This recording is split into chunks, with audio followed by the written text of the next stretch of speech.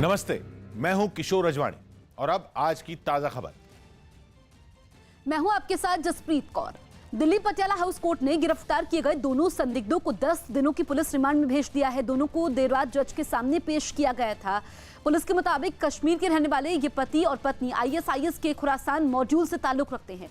Police ने इनके पास से आपत्तिजनक साहित्य भी बरामद किया है, जिसमें भारत और यहाँ रहने वाले कई समुदायों के खिलाफ हिंसा भड़काने जैसी बातें लिखी गई।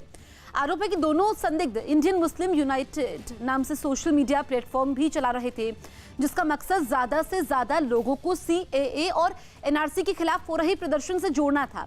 यही नहीं, दोनों के ISKP के हैंडलर अब्दुल बासित उर्फ खतफ से भी संबंध बताए जा रहे हैं, जो अभी तिहाड़ जेल में बंद है। जानकारी ये भी मिली है कि दोनों के अफगानिस्तान में बैठे कई आतंकवादी सरगनाओं से संपर्क भी है। खुफिया रिपोर्ट के मुताबिक गिरफ्तार किए गए जहाजेब सामी और उनकी पत्नी हिना बशीर ने माना कि वो नए लोगों की तलाश करते थे और ISIS की मैगजीन को लोगों तक पहुंचाते थे। ISIS की इस मैगजीन में हिना आर्टिकल भी लिखती थी।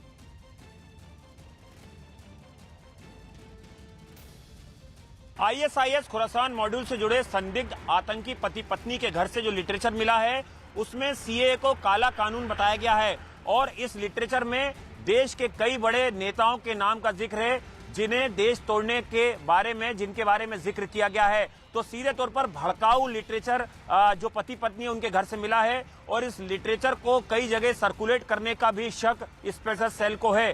स्पेशल सेल का कहना है कि दोनों पति पत्नी काफी ज्यादा पढ़े लिखे हैं, MBA और BTech कर चुके हैं और वो लगातार अपने लिटरेचर के जरिए, अपने आर्टिकल के जरिए लोगों को CAA के खिलाफ जोड़ने के लिए तैयार कर रहे थे। CAA एंटी CAA कैंपेन में ज्यादा से ज्यादा हिस्सा लेने के लिए उन्हें रेडिकलाइज किया जा रहा था। स्पेशल सेल इस एंगल से भी जांच कर रही है कि दिल्ली के शाहीन बाग और नॉर्थ ईस्ट जिले में जो एंटी CAA प्रोटेस्ट हुआ है, उनमें तो इन पति पत्नी की शिरकत सीधे तौर पे तो नहीं थी और क्या वहां पर भी इन लोगों ने पैड बनाने की कोशिश की थी, वहां पर भी इन्होंने घुसपैठ करने की कोशिश की थी। स्पेशल सेल लॉजिस्टिक और फाइनेंशियल हेल्प की भी तमाम कड़ियों को जोड़ने की कोशिश कर रहा है कि कैसे पति पत्नी को फाइनेंशियल मदद मिलती थी, कौन पैसा मुहैया कराता था, लॉजिस्टिक सपोर्ट कौन देता था और दिल्ली में इनके और ऐसे कितने स्लीपर सेल हैं जो सीधे तौर पर इन पति पत्नी से जुड़े हुए थे। जो आरोपी पत्नी है वो ISIS की मैगजीन में आर्टिकल लिखने का भी काम करती थी। ये जानकारी भी स्पेशल सेल को मिली है और जिसको लेके कई ऐसे लिटरेचर भी हैं जो स्पेशल सेल ने बरामद किए हैं।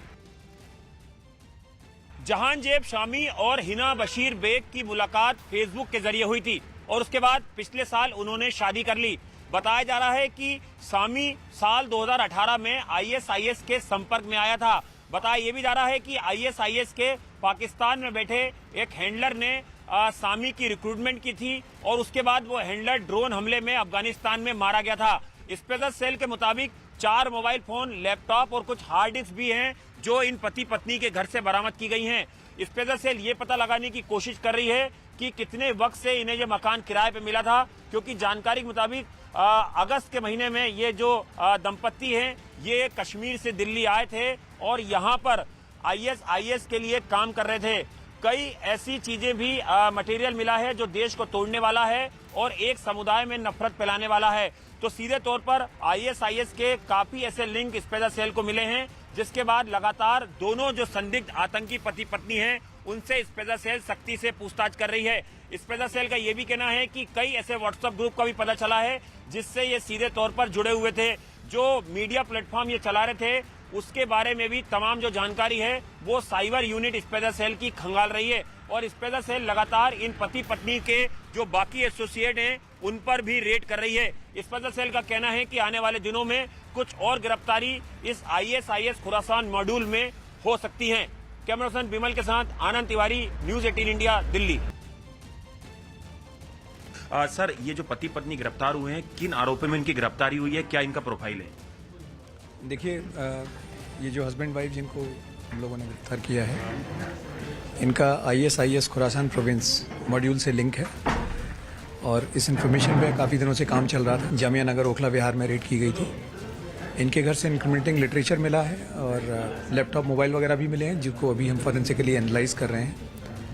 प्राइमा फेसी जो बात सामने आई है उससे पता चलता है कि इस ऑर्गेनाइजेशन से इनके लिंकेजेस हैं और काफ़ी जो लिटरेचर है वो सेडिशियस का लिटरेचर है, जहाँ दूसरे रिलीजन के खिलाफ, देश के खिलाफ बातें लिखी हुई हैं, दूसरी कम्युनिटीज़ के खिलाफ लिखा हुआ है। और यही नहीं, इसमें NTCA प्रोटेस्ट को भी इंस्टिगेट करने की बात कही गई है। क्या नाम है पति पत्नी का, कहाँ के रहने वाले हैं, दिल्ली में कब से रह रहे थे, किस तरह का जॉब कर रहे थे यहाँ पे सर? ये जहान ज़ेब सामी हस्बैंड हैं, हिना कौसर जो हैं, हिना बेग जो हैं इनकी वाइफ हैं। ये दोनों कश्मीर के रहने वाले हैं और पिछले अगस्त से दिल्ली में रह रहे हैं। दोनों हाईली क्वालिफाइड हैं। वाइफ ने बैचलर्स इन कंप्यूटर एप्लीकेशन किया है, फिर MBA किया हुआ है और काफ़ी सारे बैंक्स में और सिक्योरिटी कंपनीज़ में काम किया हुआ है, अच्छे लेवल पे काम किया है। सिमिलरली हस्बैंड ने BTech किया हुआ और MBA किया हुआ है और काफ़ी ठीक ठाक एम्प्लॉयड थी। सर मीडिया प्लेटफॉर्म के जरिए ये लोगों को आपने बताया भड़काने का काम कर रहे थे। NTCA जो प्रोटेस्ट हो रहा है उसमें लोगों को ज़्यादा से ज़्यादा जोड़ने का, उसके बारे में थोड़ा जानना चाहेंगे। देखिए, वो अभी मैंने आपसे जैसा कहा कि प्राइमा फेसी वो ये चीज़ सामने आई है कि ये ऐसा कर रहे थे। एग्जैक्टली किस किस के साथ किया है, क्या किया, वो वाइडर लिंकेजेस अभी हम ढूंढ रहे हैं। पाकिस्तान अपनी हरकतों से बाज नहीं आ रहा है और उसने एक बार फिर भारत में आतंकियों की घुसपैठ की साजिश रची। जानकारी के मुताबिक पाकिस्तान बर्फबारी की वजह से तबाह हो चुके लॉन्च पैड को फिर से ठीक करवाने में जुटा। साथ ही आतंकियों के रुकने के लिए बनाए गए बंकरों को भी दुरुस्त किया जा रहा है, क्योंकि पाकिस्तान एक बार फिर भारत में आतंकियों की घुसपैठ करवाने की तैयारी में है। और इसके लिए पाकिस्तान के कब्जे वाले कश्मीर के रावलाकोट में एक बैठक भी हुई, जिसमें पाकिस्तान की सेना और वहां की खुफिया एजेंसी ISI के बड़े अधिकारियों समेत कई आतंकी भी शामिल हुए। हवा जो है कश्मीर, जम्मू कश्मीर में तो पूरी तरह से बदल चुकी है, लेकिन जहां तक पाकिस्तान की बात है, ये अपनी हरकतों से चेंज नहीं करेगा। अब पहले भी करता आ रहा है, आज भी करेगा और कल भी करेगा।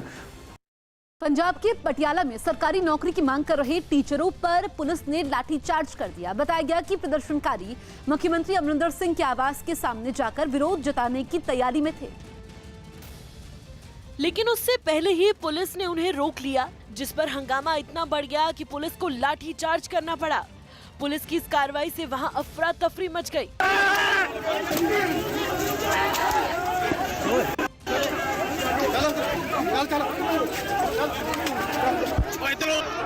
इस लाठीचार्ज के बावजूद प्रदर्शनकारी वहां से नहीं हटे और पुलिस वालों से ही भिड़ गए। उन्होंने पुलिस के साथ धक्का मुक्की भी की। वहीं कुछ महिला प्रदर्शनकारी जमीन पर बैठ गईं और सरकार के खिलाफ नारे लगाने लगी। पुलिस की लाठियों से कई टीचरों को चोटें आईं, जिस पर वो और भड़क गए। इस हंगामे को शांत कराने के लिए पुलिस ने कई प्रदर्शनकारियों को हिरासत में लिया। बताया गया कि सैकड़ों टीचर पिछले कई महीनों से सरकारी नौकरी की मांग पर प्रदर्शन कर रहे हैं। आंध्र प्रदेश के विशाखापट्टनम में कबाड़ की एक दुकान में भीषण आग लग गई। हादसा जिस जगह हुआ उसके आसपास कई और इमारतें और दुकानें भी थी, जिनके बीच इस दुकान से अचानक आग की लपटें उठने लगी, जो तेजी से पूरे दुकान में फैल गई। आग की ये तस्वीरें डराने वाली थीं, क्योंकि उन्हें देखकर ऐसा लग रहा था मानो जंगल में आग लगी हो। लोगों ने तुरंत इसकी खबर दमकल विभाग को दी और इससे पहले ही ये आग दूसरी दुकानों और इमारतों में फैलती, दमकल के कर्मचारी उसे बुझाने में जुट गए। इसके लिए उन्हें कड़ी मशक्कत भी करनी पड़ी, लेकिन जब तक वो आग को बुझा पाते, दुकान जलकर राख हो चुकी थी। कोरोना वायरस की वजह से पूरी दुनिया को होने वाले आर्थिक नुकसान पर संयुक्त राष्ट्र की एक कमेटी ने रिपोर्ट दी है। इस रिपोर्ट के मुताबिक और भारत की अर्थव्यवस्था को कोरोना वायरस के कारण करीब 2,500 करोड़ रुपए का नुकसान झेलना पड़ सकता है। रिपोर्ट कहती है कि भारत उन देशों की लिस्ट में 15वें नंबर पर है जिनकी अर्थव्यवस्था पर कोरोना वायरस का सबसे ज्यादा असर होगा। भारत में उद्योगों पर कोरोना वायरस का सबसे ज्यादा असर चीन में मैन्युफैक्चरिंग का काम ठप होने से पहले का अनुमान है। 900 करोड़ रुपए से ज्यादा के नुकसान का अनुमान अकेले केमिकल से जुड़े उद्योगों को हो सकता है, जिनके लिए कच्चा माल चीन से इंपोर्ट होता है। इसके अलावा कपड़े से जुड़े उद्योगों को 450 करोड़ रुपए से ज्यादा के नुकसान का अनुमान है। कोलकाता में टीएमसी की महिला कार्यकर्ताओं ने CAA, NRC और NPR के विरोध में अनोखा प्रदर्शन किया। इस प्रदर्शन की अगुवाई राज्य की महिला विकास मंत्री ने की, जिसके साथ टीएमसी की सैकड़ों महिला कार्यकर्ताओं ने सिर पर एल्यूमिनियम की हांडी लेकर इन मुद्दों का विरोध किया। उन हांडियों पर CAA, NRC और NPR के विरोध में संदेश भी लिखे गए थे। प्रदर्शनकारियों ने केंद्र सरकार से नागरिकता कानून जैसे मुद्दे के बजाय लोगों की भूख मिटाने की चिंता करने की मांग की। उन्होंने दावा किया कि देश में इस वक्त भुखमरी सबसे बड़ा मुद्दा है। Give us food, give us rice.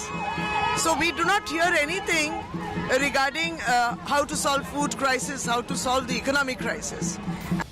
इस प्रदर्शन में शामिल कई लोग पारंपरिक डांस करते भी दिखाई दिए। उनके साथ कई लोगों ने शहर में जुलूस भी निकाला।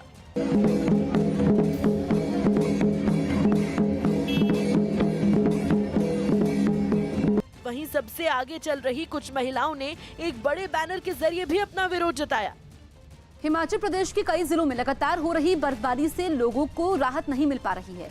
पिछले 3 दिनों से राजधानी शिमला, मनाली, कुल्लू, मंडी और लाहौल स्पीति में भारी बर्फबारी हो रही है। और इसका सबसे ज्यादा असर कुल्लू में देखने को मिला, जहां की सड़कों पर बर्फ की इतनी मोटी परत बिछ गई कि लोगों की जिंदगी ठहर सी गई, क्योंकि ऐसे हालात में बाहर निकलना जोखिम भरा भी हो सकता था। बर्फ से ढकी सड़कें वीरान हो गईं और केवल 1-2 लोग ही बाहर नजर आए। लोगों के मकानों की छतें भी बर्फ से ढक चुकी थीं।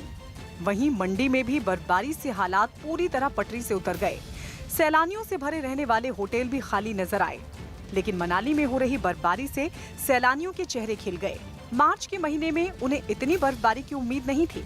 हालांकि उन्होंने इस मौसम का भरपूर मजा उठाया। देश में करीब 83% ट्रक ड्राइवर हर साल रिश्वत देने के लिए मजबूर होते हैं। ये दावा सेव लाइफ फाउंडेशन नाम के एक एनजीओ की रिपोर्ट में किया गया, जिसे कुछ दिन पहले केंद्रीय मंत्री जनरल वीके सिंह ने जारी किया, जिसमें बताया गया कि देश भर के ट्रक ड्राइवरों को साल भर में करीब 48,000 करोड़ रुपए घूस के रूप में देने पड़ते हैं। ये रिपोर्ट दिल्ली, मुंबई समेत देश के 10 बड़े शहरों में 1200 से ज्यादा ट्रक ड्राइवरों और 100 से ज्यादा ट्रांसपोर्टरों से बातचीत पर आधारित होने का दावा किया गया, जिन्होंने माना कि उन्हें करीब 40% मामलों में बिना किसी वजह के भी रिश्वत देने के लिए मजबूर होना पड़ता है। हालांकि रिपोर्ट में यह दावा किया गया कि 2005 की तुलना में अब ट्रक ड्राइवरों से घूस वसूलने के मामलों में कमी आई है और अब ट्रक ड्राइवरों को औसतन प्रति किलोमीटर 53 पैसे की रिश्वत देनी पड़ती, जबकि 2006-2007 में उन्हें प्रति किलोमीटर 70 पैसे की दर से घूस देनी पड़ती। मैं हूं किशोर अजवाणी। आज की ताजा खबर जारी है। अभी देखते हैं